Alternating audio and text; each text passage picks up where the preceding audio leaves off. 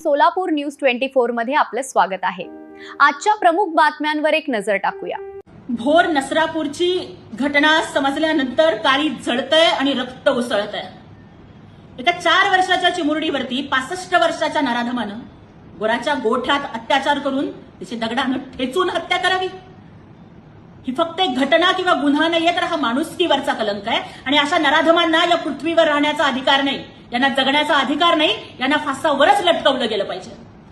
आणि हा खटला फास्ट ट्रॅक कोर्टात चालावा, त्या नराधमावरती कठोर कारवाई व्हावी, अशा पद्धतीचे निर्देश माननीय उपमुख्यमंत्री एकनाथजी शिंदे साहेबांनी पोलीस प्रशासनाला दिलेले आहेत। आणि धक्कादायक घटना ही कळते की काही वर्षापूर्वी या नराधमानं स्वतःच्याच पुतणीवर अत्याचार केला होता, तो तुरुंगात होता आणि त्याची सुटका झाली। अशा नराधमाला कायद्याच्या कोणत्याही पळवाटेचा आधार मिळता कामा नये। त्या निष्पाप लेकीच्या रक्ताचा प्रत्येक थेंब न्यायासाठी आक्रोश करतोय।